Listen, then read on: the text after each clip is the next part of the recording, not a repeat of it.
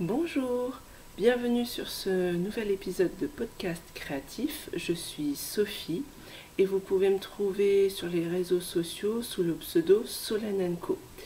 J'espère que vous allez bien, que vous avez passé une bonne rentrée et un bon mois de septembre. Moi je suis très contente de vous retrouver parce que ça fait déjà un mois depuis le dernier épisode.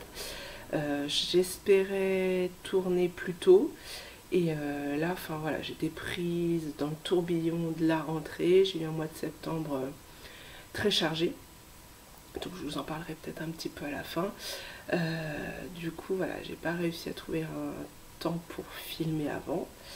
Et là, je suis très contente aujourd'hui de pouvoir filmer pour vous montrer mes quelques projets terminés ou en cours. Donc voilà. Je m'excuse d'avance parce que je suis un petit peu enrhumée, donc j'ai la gorge un peu prise. Ça s'entend un peu, je pense, je suis un peu enrouée. Donc j'espère que je ne vais pas être prise de quinte de tout parce que c'est le souci. Donc voilà. Pour l'épisode d'aujourd'hui, je vais avoir du tricot et un petit peu de couture, mais je pense que je vais le garder pour la fin. Comme ça, si vous êtes intéressé que pour le tricot, vous pourrez vous arrêter. Donc pour le tricot, j'ai 4 petits projets terminés, 2 projets en cours, je vous parlerai des projets à venir et je terminerai la partie tricot avec le festival Bière Hélène qui a eu lieu le week-end dernier, où j'ai réussi à aller faire un petit tour et ça me tenait à cœur de vous en parler. Voilà. Donc on va commencer déjà avec ce que je porte. Donc c'est le pull Mathilde, c'est un pull que j'ai designé, que j'ai sorti l'hiver dernier. Un pull assez simple qui se tricote en top down avec une emmanchure raglan. Et l'originalité, voilà, c'est ce petit motif le long de l'emmanchure et qui se poursuit sous les bras de chaque côté jusqu'en bas du pull. Voilà. Je les ai continués jusque dans les côtes et j'ai fait une longueur voilà, il arrive juste au niveau des fesses. Cache pas les fesses là, le bas des hanches on va dire.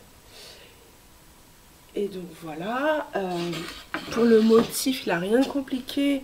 On a l'impression que c'est une torsade, mais en fait non, c'est plutôt de la dentelle en fait, vu qu'on a un jeté. Et je l'ai tricoté avec un fil Mérinos Superwash de chez Yarnline. Et pour le coloris, bah, j'avais pas le nom parce qu'en fait j'avais pris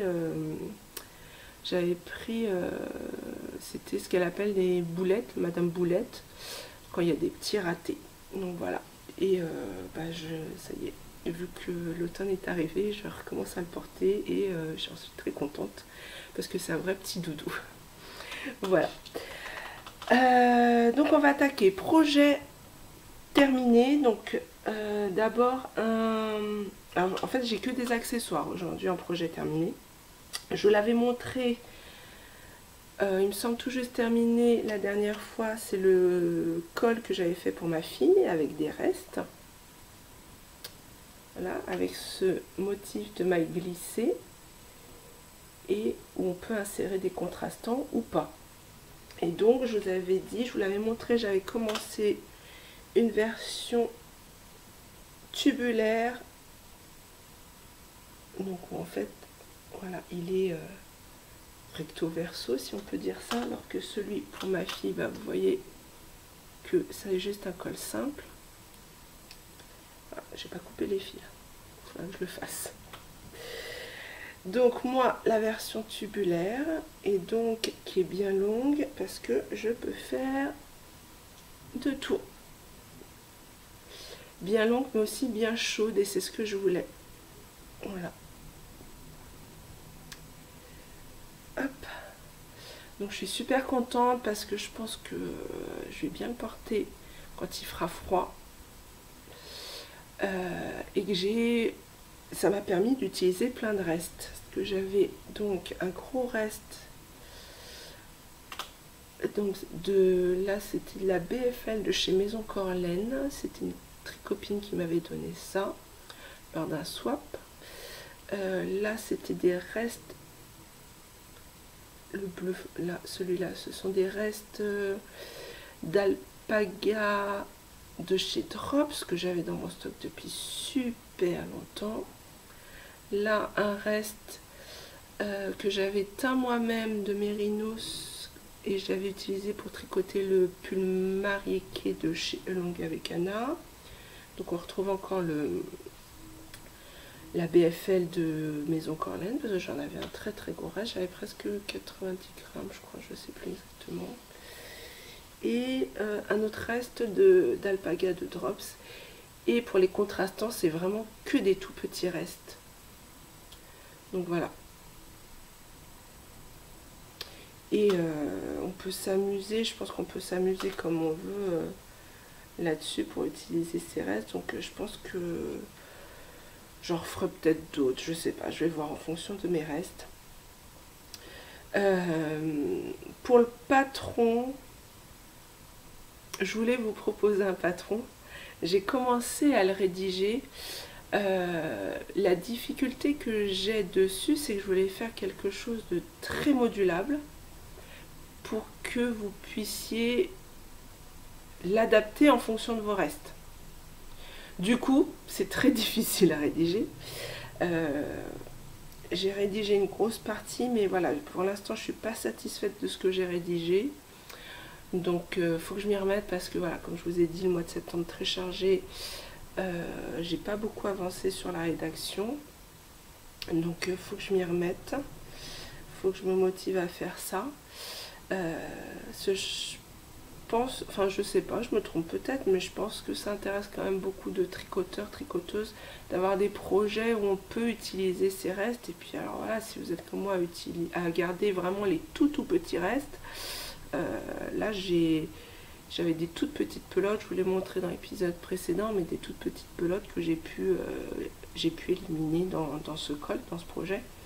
Donc pour ça, je pense que c'est chouette, surtout qu'en plus la version simple, colle simple, elle se fait très vite et ça peut faire des super projets pour les enfants, pour offrir.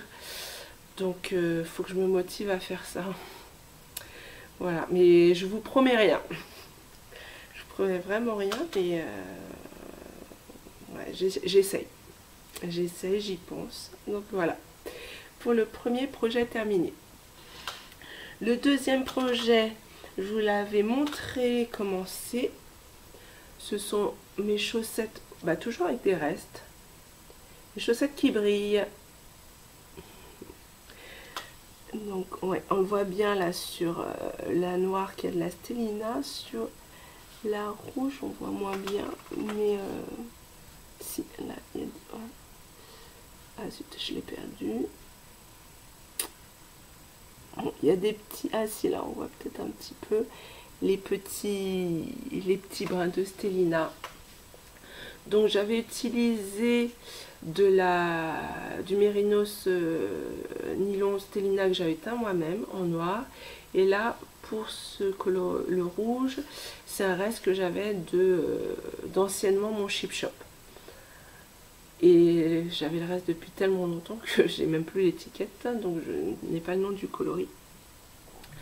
Bah là, c'est petite recette perso, je suis partie de la pointe, goussette, talon renforcé et j'ai tricoté jusqu'à ce que je n'ai plus, enfin pour la première, la moitié de ma laine rouge et puis la deuxième, bah, du coup j'ai terminé ma laine rouge et j'ai terminé avec les côtes en contrastant.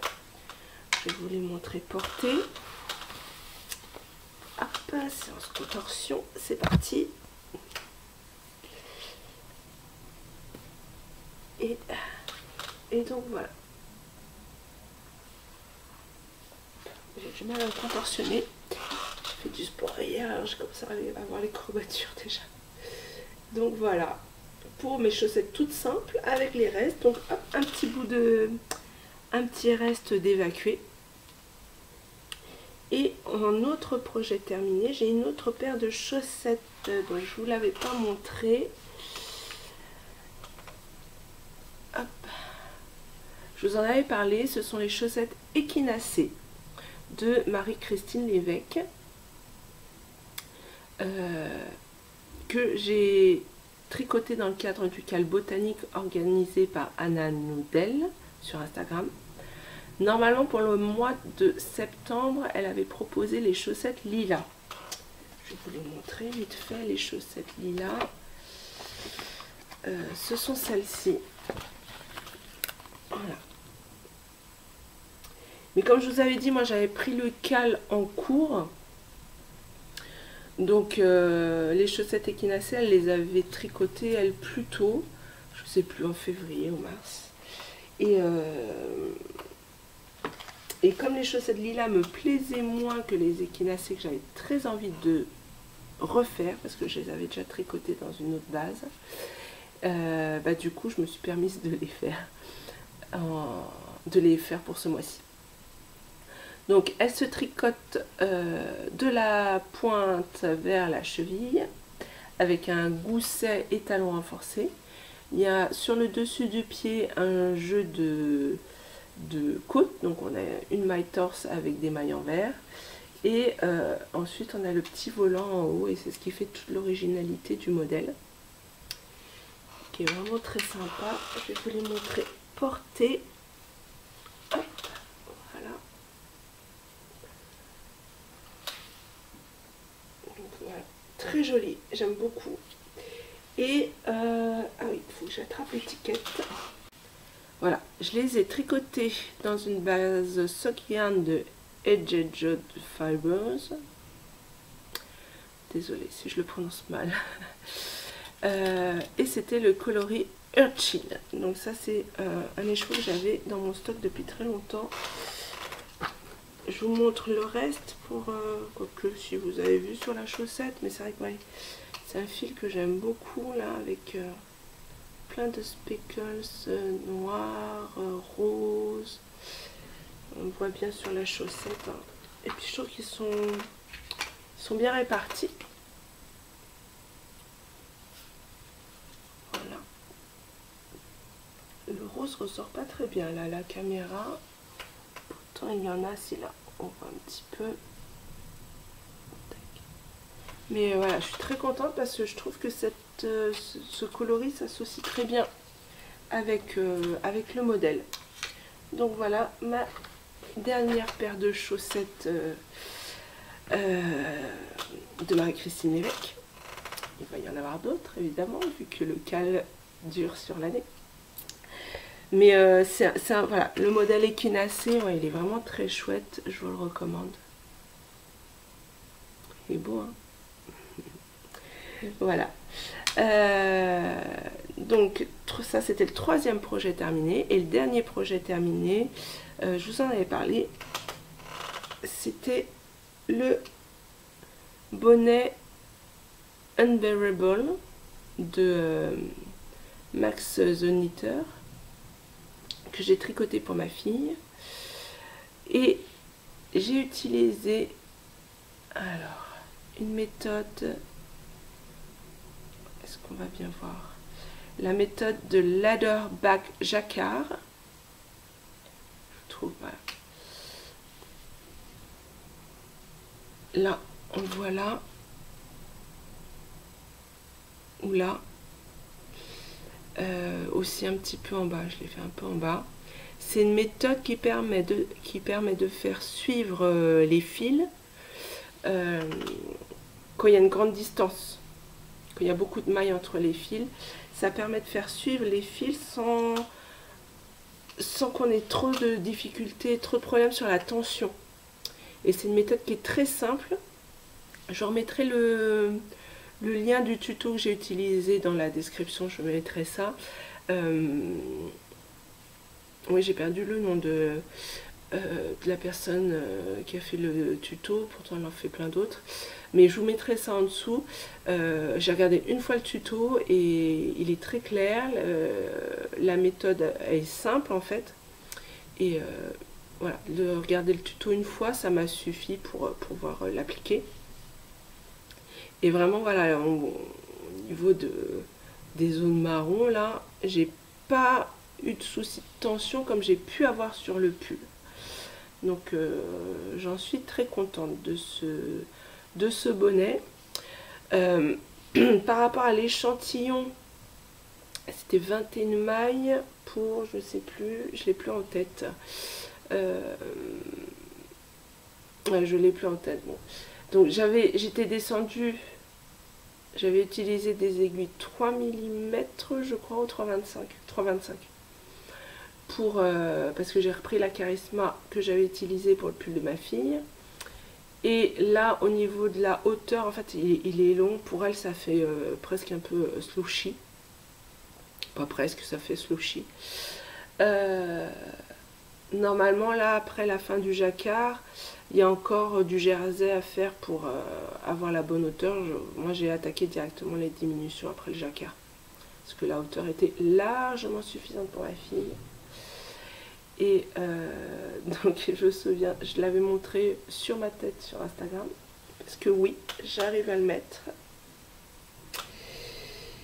Mais il n'est pas trop grand pour ma fille. En fait, la bordure est vraiment très élastique. C'est un bord... oui, j'ai pas coupé les fils non plus. Il est bloqué, mais les fils ne sont pas coupés. C'est une bordure repliée. Du coup, voilà, c'est quand même très élastique. Donc pour ma fille, il n'est pas trop grand. Et moi, j'arrive à le mettre. En fait, ma fille, je pense qu'elle a une grosse tête et moi, plutôt petite. Donc voilà. Et donc ça, c'était mon dernier projet terminé. On va passer aux projets en cours.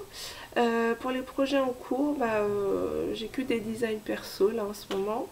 J'ai tout juste attaqué un gilet pour ma louloute.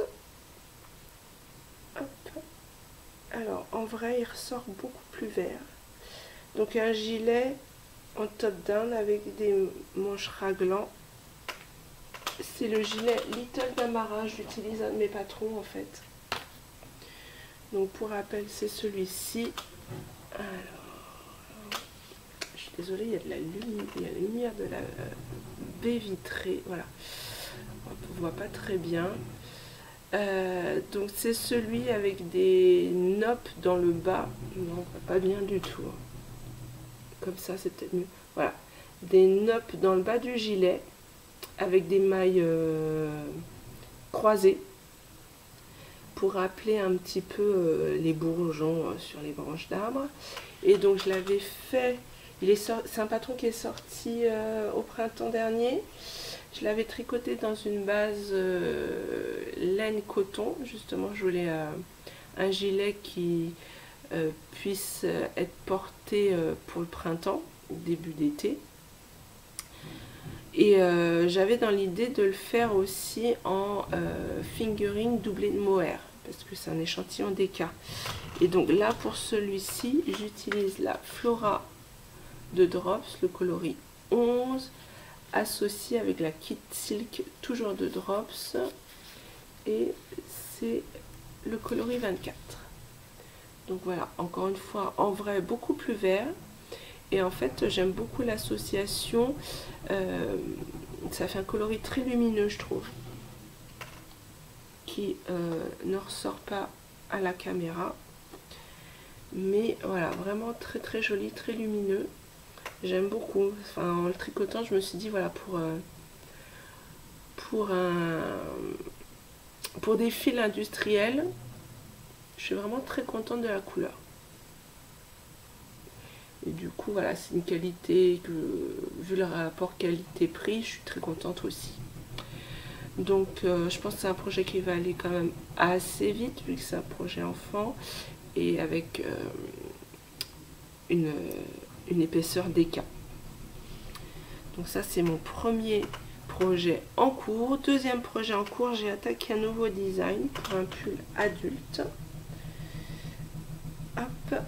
Donc j'ai tout juste commencé, enfin j'ai commencé en début septembre, mais voilà, je vous ai dit, mois de septembre chargé, donc je n'ai pas avancé très très vite. Donc un pull toujours en top down avec des épaules tombantes. Là j'ai mon emmanchure, le bas de l'emmanchure ici. Donc j'ai fait quoi, 5 cm? Non, un peu plus sous les emmanchures. Un pull assez simple parce que il y a ce panneau, voilà, de torsade qui nécessite quand même d'avoir l'œil sur la torsade, de regarder le, pardon, d'avoir un œil sur la grille. Voilà. Donc après, bon, ça va, et c'est pas si compliqué que ça, mais quand même, il faut avoir la grille dans le coin pour vérifier régulièrement. Donc c'est pour ça que je me suis pas lancée sur quelque chose non plus de trop compliqué. Et je le tricote avec la Pernilla de Filcolana, que j'aime beaucoup. Et j'adore ce coloris un peu chiné. C'est le coloris 814. Donc je disais, oui, la Pernilla de Filcolana, donc un fil que j'aime beaucoup, que j'ai découvert là, il n'y a pas longtemps pour un test pour Yarn Flex. Et vraiment, j'en suis très satisfaite pour l'instant et on verra après à l'usure. Donc voilà pour les projets en cours. Projets à venir. J'ai des chaussettes à venir. Donc dans le cadre du Cal Botanique. Les chaussettes pour le mois d'octobre, ce sont les Clématites. Donc toujours de Marie-Christine Lévesque. Donc j'aime beaucoup, c'est très sympa là ce motif. Qui semble être une torsade, mais en fait c'est un jeu de diminution et de mailles jetées. Et elle se tricote du haut vers le bas. Bah, c'est ce qui arrive souvent avec Marie-Christine Lévesque. C'est pas ma construction préférée, mais bon, quand le modèle est sympa, ça me gêne pas. Et j'hésite sur le coloris. J'hésite à les tricoter soit en Arouetta de Filcolana coloris 334, un rose un peu poudré, ou alors j'ai toujours de Filcolana le coloris 278, donc il est un peu plus mauve, oui, on voit pas bien. Ouais. Voilà, j'hésite parce que comme j'ai un petit reste, je me dis que ça pourrait peut-être tenir pour faire les chaussettes, mais je sais pas. Voilà, j'ai peur de pas avoir assez vu qu'il y a un motif. J'hésite encore. Si vous avez une préférence, n'hésitez pas à me dire votre avis. Mais j'hésite entre ces deux coloris pour les chaussettes clématites, pardon. Autre projet à venir. J'ai eu la folie de me proposer pour un autre test pour Yarn Flex. C'est le gilet Maika. Et en fait, quand elle en avait parlé dans un de ses podcasts, j'avais complètement craqué dessus. Et en fait, elle en propose deux versions. Là, sur le patron, elle montre que la version unicolore. Elle en propose aussi une version tricolore. J'avais complètement flashé sur sa version tricolore. Elle utilise donc du coton mérino de chez Katia Yarn. Et elle a pris, je crois que c'est du gris ou du noir, je sais plus. Du noir en coloris principal avec du blanc et du vert. Au départ, je pensais prendre noir, blanc et bleu pour rester dans ma zone de confort. Et en fait, en ce moment, j'ai plein d'envie de couleurs caramel, un peu comme ça. Et quand j'ai su que j'étais prise pour le test, enfin déjà avant, je commençais à zioter sur les coloris. Et quand j'ai su que j'étais prise pour le test, bah, j'avais absolument envie de prendre ce coloris-là pour la couleur principale. J'ai beaucoup hésité pour les contrastants, enfin couleurs associées. Et finalement, voilà, je suis partie sur ce beige avec ce pêche. Oui, il est légèrement pêche. Donc voilà, je sais pas, on verra ce que ça va donner. Il faut que je fasse l'échantillon. J'espère que ça va aller. Voilà, parce que j'avoue que j'ai très envie de caramel. J'ai envie de me faire une robe dans les coloris caramel et je m'étais dit un gilet pour aller avec, ça serait chouette. Et voilà, le fil est très doux, il est très gonflé, enfin il paraît très gonflé. Faut que je le trouve un bout. Oui. En fait c'est un tube. Si vous voyez un peu. Comme un tube. Donc on va voir ce que ça donne. C'est un mélange, donc c'est où voilà. Coton, laine, 70% de coton, 30% de laine. Donc je teste, on verra. La deadline était assez loin, c'est pour ça que je me suis lancée aussi. C'est l'avantage des tests avec Audrey.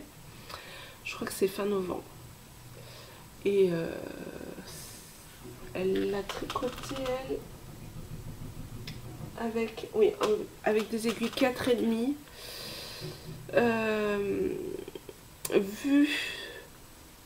Vu l'expérience que j'ai avec Yarn Flex, je pense que je vais devoir descendre d'une taille d'aiguille au moins. Mais on verra, il faut que je fasse l'échantillon, je sais pas, on verra. Quoi qu'il en soit, même si c'est des aiguilles 4, ça devrait quand même aller assez vite. Normalement. Voilà, donc c'est très hâte de commencer, mais j'ai déjà avancé sur mes 2 projets en cours. J'ai pas trop envie de m'éparpiller en ce moment. Je vous expliquerai peut-être un peu plus après pourquoi, en dernière partie. Mais voilà, j'ai pas trop envie de m'éparpiller, donc je vais essayer de bien avancer, je pense, sur le gilet de ma fille. Quand j'aurai terminé le gilet de ma fille, j'attaquerai le test. Oh, c'est pas mal quand même, hein, cette association. Donc voilà, dans le dernier épisode, dans mes projets à venir, je vous avais parlé du pull occulte de Lucienne Tricotte. J'ai très envie de me le faire là prochainement. Je crois que je le ferai quand j'aurai terminé le gilet. Mais voilà, clairement, je n'aurai pas terminé pour Halloween. Donc je l'avais fait en version mini pour ma fille. Je crois que j'aurai pas la photo de duo pour cette année. Malheureusement. Mais, enfin pas pour Halloween. Moi si je le fais après le pull, si je le fais après le gilet, j'aurai ma photo de duo assez vite, mais pas pour Halloween. Et tant pis. On n'a qu'une vie, faut se faire plaisir, et voilà, moi je me fais plaisir en tricotant. Donc voilà pour les projets à venir. Comme je vous dis, je ne veux pas trop m'éparpiller, donc je ne veux pas trop projeter.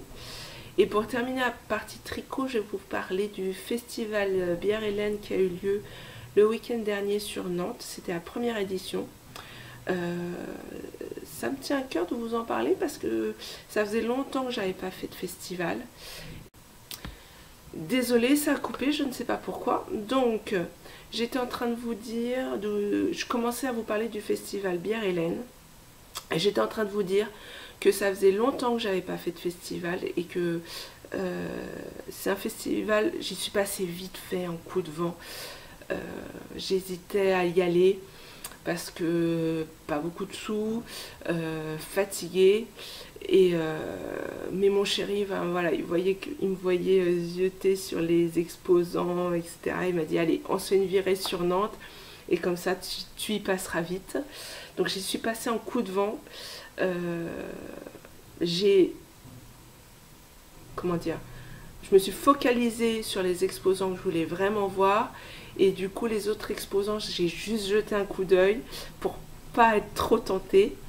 Mais voilà, première édition du festival Bière et Laine et je vous dirai à la fin pourquoi, mais je pense que c'était une belle première édition. je vais vous montrer sur quoi j'ai craqué. Je veux pas vous tenter, hein, et je veux pas, c'est pas le but, c'était pas d'exposer mes achats,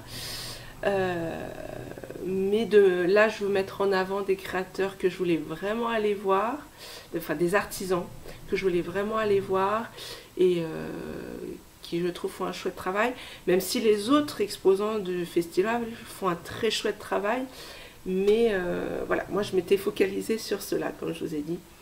Et donc là au Festival Bière Hélène, celle que je voulais absolument aller voir, c'est Anna du Bruit des Aiguilles.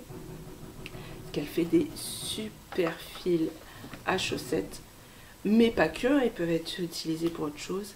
Et je voulais absolument choper celui-ci. C'est Flower Child. Il est magnifique, mais vraiment d'une splendeur, avec plein de petits speckles jaunes, roses, qui tirent vers le vert. Enfin voilà, je le trouve vraiment magnifique. J'en parlais avec sur Insta avec Virginie. Coucou Virginie si tu passes par là. Virginie quand maîtresse tricote. Parce que visiblement, elle aussi, elle a un gros coup de cœur pour ce coloris. Moi, ça faisait longtemps que je l'avais repéré. Et voilà, c'est vrai quand elles ont parlé, quand les organisateurs ont parlé du... Enfin, c'est magnifique, hein. Quand les organisateurs ont parlé du festival et de la présence d'Anna, je m'étais dit, j'irais juste pour choper un écheveau de ce coloris. Avec Virginie, on se disait même qu'il pourrait être super pour faire un pull. Mais comme je vous ai dit, pas trop de sous, donc j'ai vraiment... je me suis fixé des limites. Donc la quantité pull, ça sera peut-être pour une autre fois. La quantité pull du Flower Child. Moi, je l'ai pris dans une base Mérinos nylon 85-15%. Mais Anna a plein d'autres bases. Voilà, mais bon, moi je voulais rester classique. Mais c'est vrai qu'elle a plein d'autres bases pour ses fils. Donc, premier craquage chez Anna. Et deuxième, parce que je voulais quand même essayer ses autorayants. Et elle en a plein de magnifiques. Et moi je suis partie avec ce duo. Qui est tout à fait dans mes tons. C'est ma base, enfin c'est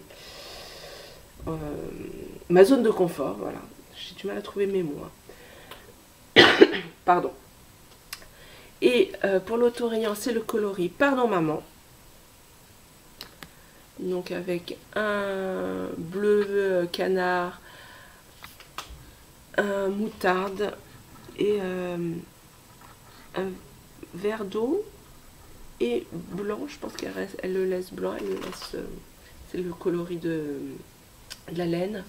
Et le contrastant, c'est le bleu pan. Bon, désolée, j'ai coupé parce que je viens d'avoir une canne de tout. D'ailleurs, ça a du mal à revenir. Donc, j'étais en train de vous dire que j'avais pris chez Anna le coloris Pardon Maman et bleu pan dans toujours la base Mérinos nylon. Je suis désolée, ça revient pas là. Je vais peut-être avoir la voix enrouée pour toute la fin de l'épisode. Donc, Anna, voilà, c'est adorable. Et quand je suis arrivée, il y avait beaucoup de monde, donc c'est vrai que je voulais pas non plus l'accaparer trop, donc on n'a pas pris le temps de discuter plus que ça. Mais ce que je trouve génial, c'est qu'on lui demande, voilà, je veux cet autorayant, quel contrastant vous avez avec, et elle vous met pouf pouf, hop, vous choisissez lequel vous voulez. Et bon, c'est normal, vous allez me dire, c'est son travail, elle connaît ses coloris par cœur, ses bases par cœur. Mais bon, voilà, je trouve qu'elle fait ça très vite et voilà, j'ai trouvé ça vraiment très chouette. Donc ça, c'est les fils à chaussettes que j'ai chopé chez Anna. Ensuite, j'ai été chez Maison Corlaine acheter cette petite merveille. Alors, on va peut-être pas bien voir parce que... Ouais, si.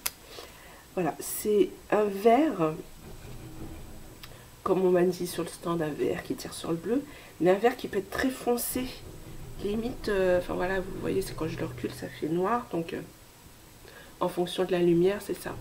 Soit vert, soit noir, presque noir. Et donc je l'ai pris dans la base BFL Gotland 75-25 et le coloris Efforhead. Et donc c'est leur base connue voilà, sous le nom Fisherman. Donc je voulais absolument aller chez Maison Corlaine parce que je voulais tester une base non superwash. Et ce qui est chouette chez Maison Corlaine, c'est qu'ils ont plein de bases, des superwash et des non superwash, et des bases qu'on ne trouve pas partout. Enfin, pas chez tous les teinturiers en tout cas. Donc, je voulais vraiment essayer ça. Et gros coup de cœur pour Maison Corlaine parce que je ne les avais jamais vus en festival. Et ils sont vraiment adorables. Ils prennent vraiment le temps de bien vous conseiller, de vous expliquer la différence entre chaque fibre, de vous laisser toucher, de vous laisser regarder. Enfin, vraiment adorable. Enfin, gros coup de cœur. Alors, j'ai pas retenu le nom du monsieur qui m'a conseillé, mais en plaisantant à la fin, il me disait qu'il était mauvais marchand parce que il donnait les défauts des fibres, mais non, enfin non, il était très bon marchand parce que, enfin pour moi je trouve, parce qu'il explique vraiment très bien la différence entre chaque fibre. Chaque fibre est différente et on en attend des choses différentes.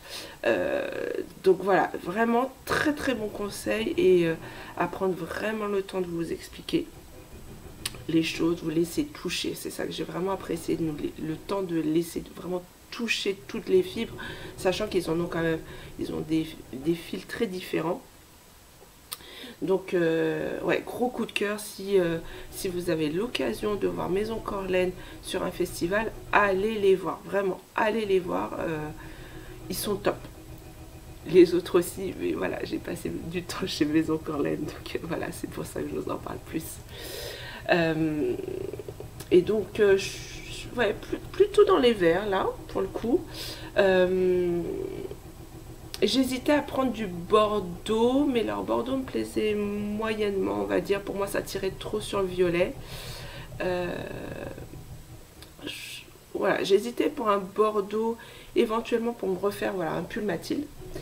Parce que ma copine Aurélie, coucou Aurélie si tu passes par là, quand elle avait testé le pull pour moi, elle l'avait fait dans un joli Bordeaux. Je crois que c'est le coloris Madame Rêve, si je ne me trompe pas, de chez Yarn by Simone.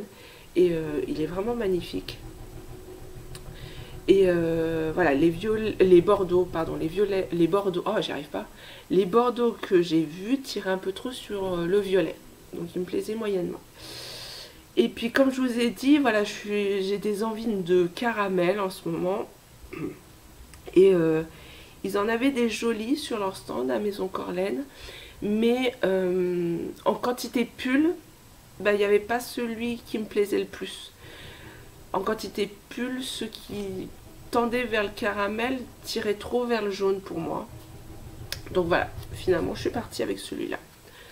Un vert qui tire sur le bleu pour rester dans ma zone de confort, mais pas complètement, un vert quand même foncé, quoi. Voilà, ouais, c'est vraiment la couleur là. Donc là, très joli. Donc on verra, enfin voilà, comme je vous ai dit, je voulais tester, donc je connais pas du tout ce fil BFL Gotland, mais il est très doux pour un pull, pour un fil non superwash, vraiment très doux. Donc on verra ce que ça donne, je sais pas encore ce que je vais en faire. Surprise. Et dernier exposant que j'ai été voir, c'était Sunnyside Handmade, qui fait des très jolies choses, hein, je vous en ai déjà parlé. Et chez elle, j'ai pris donc la jauge à aiguille avec le petit renard. J'en ai aucune utilité, mais je trouve ça trop mignon. Enfin, aucune utilité. Non, enfin si, mes aiguilles sont en général bien rangées, donc j'en ai pas vraiment l'utilité, mais je trouvais ça trop mignon. Et j'ai pris l'anneau marqueur qui est coordonné, le petit renard. Et le petit chat porte-bonheur, alors je sais plus, il y a un nom particulier, là je sais plus le nom. Hop. Donc voilà, elle a vraiment plein de jolies choses. C'est difficile de ne pas craquer pour tout. Ma fille a complètement craqué pour le petit renard depuis ce week-end. Elle arrête pas de me réclamer pour jouer avec. Donc bon, je sais pas, je vais demander à Karen si éventuellement elle fait pas des commandes personnalisées ou elle ferait juste le renard sans les petits trous pour les jauges à aiguilles. Mais voilà, pour l'instant c'est plus ma fille qui l'utilise que moi. Et donc voilà pour mes achats, pour mes craquages. Le festival Bière Hélène, donc c'était la première édition. Le lieu était très bien choisi, très bien desservi, c'était en plein cœur de Nantes, très bien desservi par les trams. Il y avait 2 trams qui passaient à moins de 5 minutes à pied, le bus. Après voilà, visiblement pour stationner c'était pas si compliqué que ça, en tout cas le matin. Moi j'y suis allée en tram, mais certains y avaient été en voiture et visiblement on trouvait à se garer assez rapidement. Le lieu donc au niveau de la taille était approprié par rapport au nombre d'exposants. Donc j'ai vu, genre, je sais plus, ça doit être sur Instagram sûrement, quelqu'un qui disait qu'il n'y avait pas beaucoup d'exposants. C'est vrai qu'il n'y en avait pas beaucoup, mais enfin, même en allant voir que quelques-uns, voilà, vous avez vu ce que j'ai acheté, on peut bien se faire plaisir.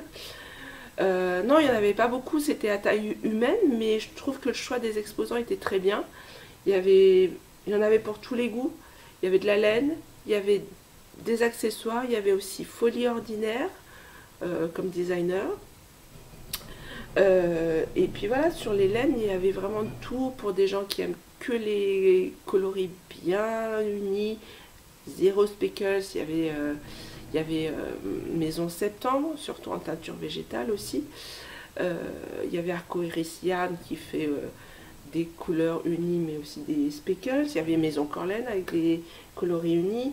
Il y avait Le Bruit des aiguilles pour des laines à chaussettes. Et puis avec speckles ou sans, autorayant. Il y avait Eline Hélène, il y avait Natissea Champ. Donc, non, Natissea, je crois, c'est juste ça le nom. Natissea, mais elle propose des fils végétaux, justement. Du coup, c'est ça qui est intéressant. Donc, ouais, non, je pense qu'il y en avait pour tous les goûts. Et du coup, au niveau de la taille, bah, c'était approprié, je trouve. Ça reste à taille humaine. Il y avait une partie extérieure. Bon, le samedi, le temps était mitigé. Dimanche, il faisait beau. Donc, je pense qu'ils ont bien profité de l'extérieur le dimanche. Donc, non, le lieu était très bien choisi. Je sais que les organisateurs ont pour ambition de faire un peu plus grand s'ils peuvent l'année prochaine. J'espère qu'ils trouveront un lieu aussi bien, qui soit aussi bien desservi et adapté au nombre d'exposants et avec un petit extérieur si jamais il fait beau pour pouvoir se poser dehors. Pour moi, voilà, je pense que c'était un festival réussi. Même si j'y suis passée vraiment juste en coup de vent. Puis ça m'a permis de recroiser quelques connaissances. Donc même si c'était très rapide, très bref, c'était sympa de rediscuter un petit peu avec les filles. Et donc voilà, j'espère qu'ils arriveront à avoir plein d'autres éditions du festival. Donc j'en ai terminé avec la partie tricot. J'ai un projet couture à vous montrer, mais je ne l'ai plus. Enfin là actuellement je ne l'ai pas parce que ma fille là à l'école, c'est un sac à dos que j'ai cousu pour la rentrée. Donc j'ai filmé avant la rentrée une petite partie sur ce sac à dos. Donc magie de la technologie, je vous montre ça et on continue après. Alors, petit saut dans le passé, c'est génial la technologie, pour vous parler du sac à dos Loopy. Le sac à dos Loopy de chez Dodinette. Donc c'est un patron PDF que vous trouvez sur internet. Il y a trois tailles disponibles. Là j'ai fait la plus petite taille. Il peut y avoir une taille qui correspond à, je sais pas, un enfant peut-être de 10-15 ans, et puis après la taille adulte. J'ai choisi ce patron parce qu'il y a plusieurs options, mais je cherchais vraiment une option bicolore, enfin avec deux tissus, parce que j'avais dans l'idée de thermocoller le prénom de ma louloute. Donc quand vous achetez le patron, vous pouvez acheter séparément les trois tailles ou les acheter ensemble. J'ai acheté les trois tailles, j'avoue je sais pas si je vais refaire un sac, mais bon, j'ai le patron. Donc voilà, je vous parlerai un petit peu en détail après de ma cousette. Pour le patron, je vais pas rentrer dans le détail de la couture, mais je vais peut-être vous dire ce que j'ai trouvé comme point fort dans le patron, et les petits moins, ce que j'ai moins apprécié dans le patron. Donc en point fort, ce que je trouve bien, c'est qu'elle propose plusieurs options. Donc option unicolore, option bicolore.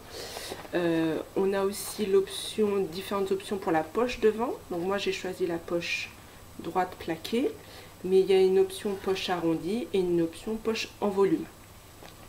Donc ça vous laisse du choix si vous êtes motivé pour faire d'autres sacs.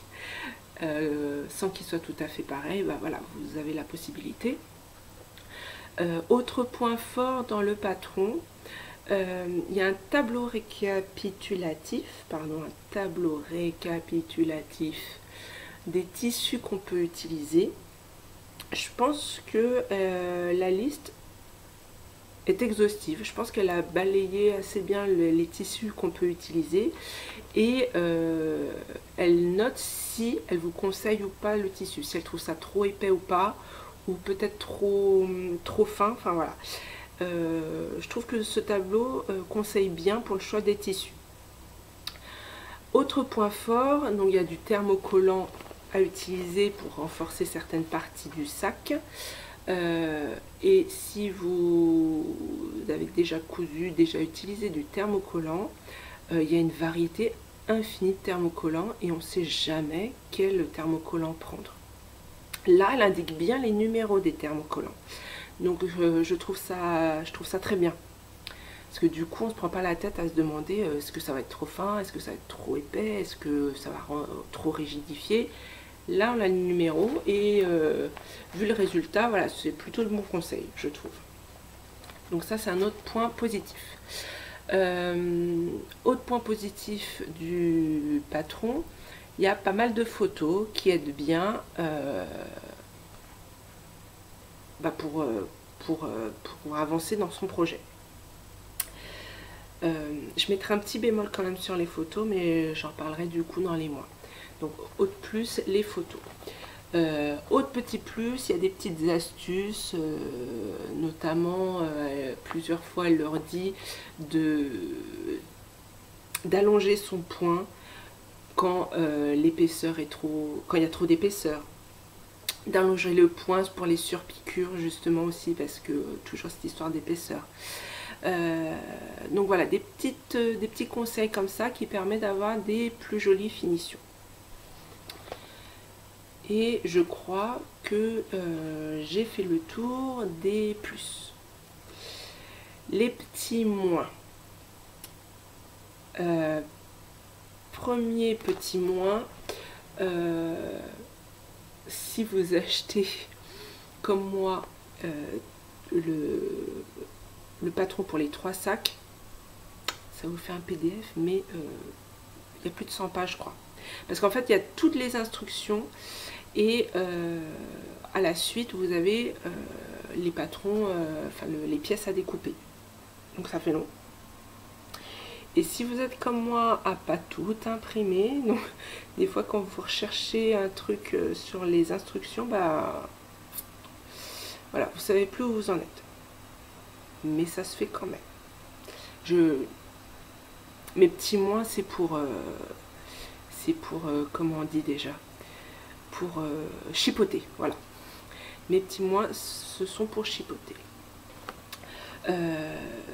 Donc PDF très très long, mais on s'y retrouve quand même, c'est pas la mort. Autre petit moins, par contre, là par contre c'est un vrai petit moins, sur ces pièces, donc elle va appeler, je sais pas, cette pièce là, je sais plus, le devant au sac, et il y a une abréviation PV, je sais plus, je me trompe dans les abréviations, mais voilà, PV, enfin voilà, chaque partie elle donne une abréviation, par exemple pour bretelle B, là il y a un petit renfort de sangle S, mais il y en a d'autres, on ne sait pas à quoi elles correspondent. Et donc après, quand elle conseille, il y a une partie pour vous dire, en fonction de l'option que vous avez choisie, combien de pièces découper. Je vous avoue que là on s'y perd un peu, parce que par exemple dans mon cas, dans la pièce, dans l'option bicolore avec une pièce frontale, je crois qu'elle vous dit bicolore, coupez ça, plus pièce poche frontale, pardon, coupez ça en plus. Et elle vous met que les abréviations là, elle met pas les noms, elle met que les abréviations, et là on s'y perd parce qu'en fait il y a une erreur dans une des pièces, je sais plus laquelle d'ailleurs, et donc on s'y perd. Et donc moi au moment de découper, je me suis dit zut, j'ai l'impression qu'il y a trop.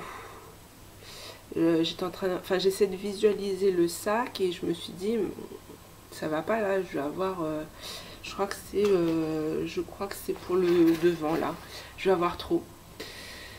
Et dans le doute je me suis dit bon allez je coupe, parce que comme ça au pire j'aurai des pièces en trop, mais s'il faut recouper au moment où je suis en train de coudre, ça va m'agacer, donc je préfère avoir des pièces coupées en trop que pas assez. Donc ça c'est le vrai petit moins de ce patron. Forcément elle propose plein d'options, donc je pense que des fois c'est compliqué d'expliquer, de tout bien expliquer en fonction de chaque option. Donc là on a le revers du plus d'avant, quand je vous disais qu'il y avait plein d'options, le petit moins c'est bon, pour la découpe des pièces on s'y perd un petit peu. Autre petit moins, c'est par rapport aux photos aussi. Donc je vous ai dit qu'il y en avait beaucoup, ce qui est bien, et les photos en général aiguillent bien, mais par moment je trouve que par rapport à l'explication, elles sont pas toujours bien placées. Des fois vous avez la photo avant l'explication et d'autres photos après, et des fois vous avez tout après, donc des fois on s'y perd, faut jongler un petit peu. Bon, en étant attentive ça va, mais bon, des fois ça aurait presque tendance à vous embrouiller. Ça c'est mon avis. Peut-être que j'étais fatiguée aussi au moment où j'ai cousu, ça c'est pas impossible. Voilà, l'autre petit moins, je dirais. Ah oui, et un autre petit moins, mais vraiment tout petit dans les instructions, c'est que, voilà, je vous ai dit le PDF est long. Si comme moi vous faites la poche plaquée droite, en fait on commence par ça, et ensuite derrière elle explique pour la poche, si vous avez choisi une poche arrondie, et l'option poche en volume, puis après il y a les explications pour tout le reste du sac. Et donc dans cette partie là, je trouve que au niveau de la lisibilité, pour s'y retrouver, c'est un peu compliqué. J'avais fait ma poche et je descendais dans les instructions et j'arrivais pas à retrouver où continuer. Donc encore une fois, faut être attentif. Voilà, ou attentif, parce que les hommes cousent aussi. C'est pas réservé aux dames. Donc voilà par rapport au petit plus-moins du patron. Et donc voici le mien pour ma louloute qui vraiment était super contente. Le sac, je pense, est vraiment très adapté pour les tout petits.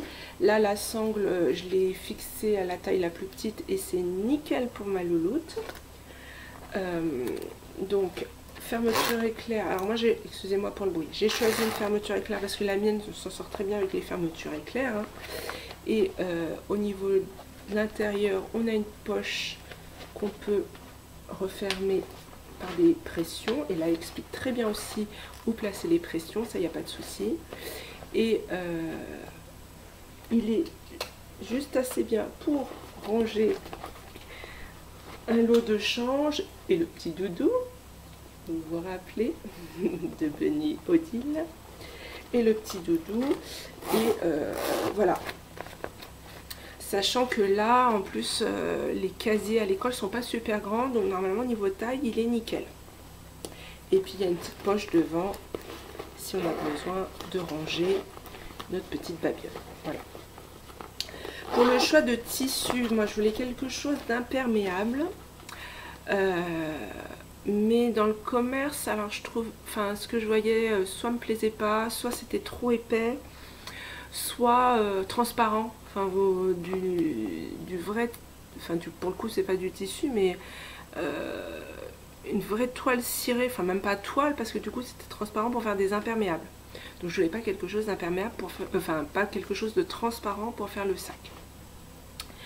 Et du coup, j'avais ces tissus qui étaient dans mon stock depuis un moment.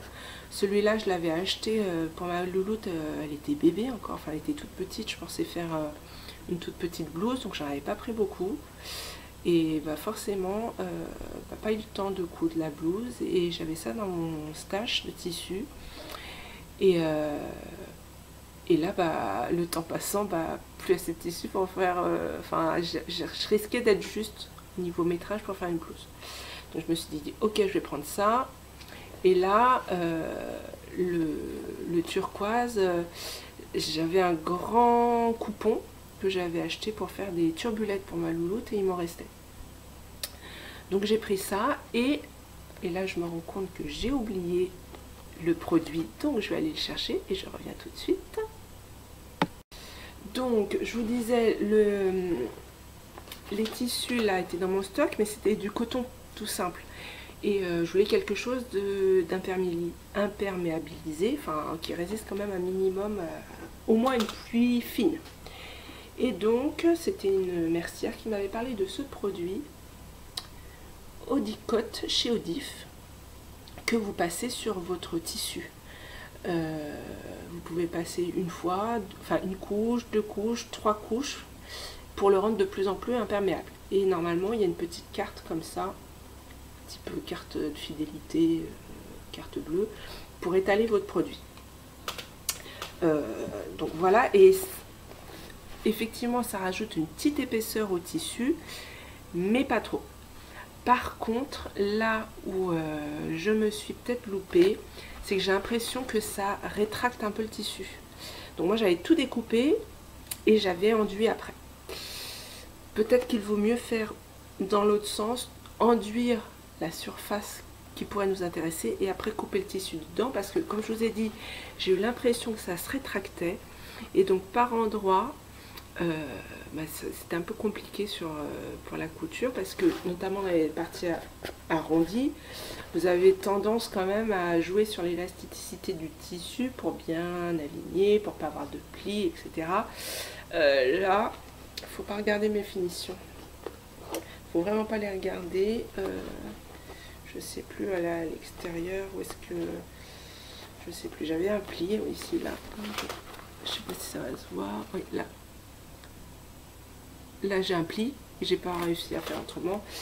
À l'intérieur, je vous dis même pas, au niveau de la doublure qui du coup n'était pas enduite, et l'extérieur, ça m'a créé une différence assez importante. Donc clairement, faut pas regarder mes finitions. C'est aussi pour ça que j'ai un décalage là, parce que normalement le passepoil devrait être à ce niveau là, et derrière aussi. Donc j'ai fait à peu près pour que ce soit pas trop moche. Mais voilà. Sinon, quoi dire d'autre? Il y a des belles finitions, je trouve, sur ce sac. Enfin voilà, il y a le lance nickel pour l'accrocher si besoin au porte-manteau, mais il y a le renfort de sangle, je sais pas si ça s'appelle comme ça exactement, qui je trouve fait une jolie finition là, dans le bas du sac. Puis voilà, on a l'option, est-ce qu'on peut poser un passe-poil ou pas. Elle conseille toujours des surpiqûres. Ça aide quand même à avoir une meilleure solidité du sac. Et je crois que voilà, j'ai fait à peu près le tour. Pour le sac Loupi de chez Dodinette. Et donc là, oui, je voulais absolument thermocoller son prénom pour qu'elle reconnaisse son sac déjà. Et puis comme ça, il est marqué aussi à son prénom. Parce que les enseignantes le savent, mais quand on part en pique-nique et qu'ils ont tous le sac à dos Spider-Man ou la Reine des Neiges, bon, là en l'occurrence ce ne sera pas le cas, et qu'il n'y a pas de prénom en plus dessus, coucou les maîtresses. Donc voilà, prénom thermocollé, et en fait je ne vous en ai pas parlé sur YouTube. Si vous me suivez depuis longtemps sur Insta, vous le savez. J'ai eu la chance, ça va faire 1 an et demi, j'ai eu la chance de gagner une Cricut. Grâce à Caroline Création, je crois que c'est son pseudo sur Instagram, mais elle a aussi une chaîne YouTube. Donc j'avais gagné une Cricut, et puis voilà, de temps en temps, je découpe moi-même mes thermocollants pour personnaliser des coutures. Et là, en l'occurrence, ça me permet de personnaliser le sac de ma chipie. Et donc voilà. Donc je sais pas, comme je vous ai dit, j'ai acheté le sac dans les 3 tailles. Pas dit que j'en refasse un, parce qu'en fait il faut être quand même très minutieux et il faut y aller doucement, parce que il y a quand même plein d'endroits où il y a des surépaisseurs, et donc si vous voulez avoir des jolies finitions, il faut y aller doucement. C'est pas mon cas en général en couture, mais voilà, il se fait bien quand même.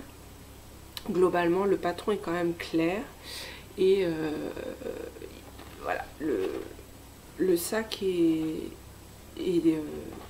joli, pratique, je pense, pour les enfants, même les plus jeunes, et j'espère qu'il tiendra quand même un certain temps. Et donc j'en ai terminé avec le sac à dos Loupi de chez Dodinette. Donc voilà pour mes projets créatifs. J'espère que ça vous a plu, j'espère que vous avez passé un bon moment à m'écouter parler de mes projets. Je vais faire une petite partie blabla pour terminer, un peu en écho avec la partie blabla que j'avais fait à la fin de l'épisode précédent. Donc si ça ne vous intéresse pas, merci de m'avoir regardé jusqu'ici.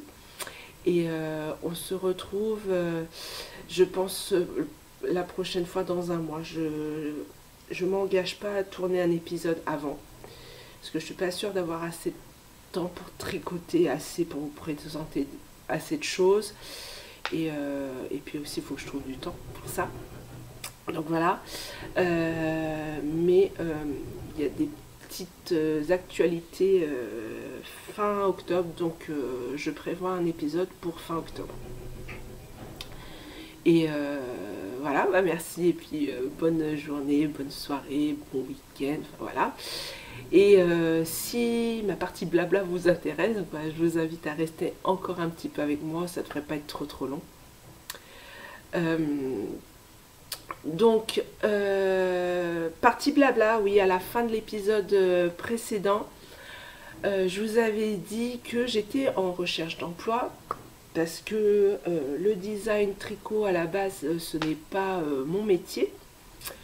Je me suis plus lancée dedans par passion. Et donc, le design ne me permettait pas de vivre. Donc on s'était quitté grosso modo là-dessus, en vous disant que je cherchais du travail, et que j'espérais avoir un début de mois de septembre pour pouvoir tricoter. Et puis en fait, non. C'est pour ça que mon mois de septembre a été très chargé. Bon, entre autres d'un côté personnel aussi, parce qu'on a fait des choses en famille. Mais voilà, côté professionnel aussi, parce que j'ai repris le travail. Et que du coup, je ne tricote pas autant que je veux. Je ne peux plus passer autant de temps que je veux sur les designs. Donc voilà, par rapport à ce podcast, je pense que je vais continuer, j'ai envie de continuer. Ce qui est sûr, c'est que voilà, même si je vais tricoter moins, je continue à tricoter, je tricote toujours un petit peu tous les jours. Donc j'aurai encore des choses à vous présenter. Après, voilà, à quelle fréquence, je ne sais pas. Je ne me pose pas d'objectif. Je me dis que si déjà j'arrive à faire un épisode par mois, ça sera bien. C'est vrai que le plus important, c'est quand même d'avoir des choses à vous montrer. Donc voilà, je ne garantis pas la fréquence d'un par mois. J'aimerais, on verra. Et du coup, voilà, ça me permettra quand même de continuer le podcast parce que, mine de rien, je ne pensais pas quand je me suis lancée là-dedans que j'y prendrais autant goût, mais voilà, c'est quelque chose qui me plaît bien. Donc, j'espère pouvoir continuer. Par rapport au design, du coup, voilà, c'est vrai que j'ai des idées, j'ai des envies. Je ne sais pas encore si j'arriverai à tout coupler, à tout assumer de plein front.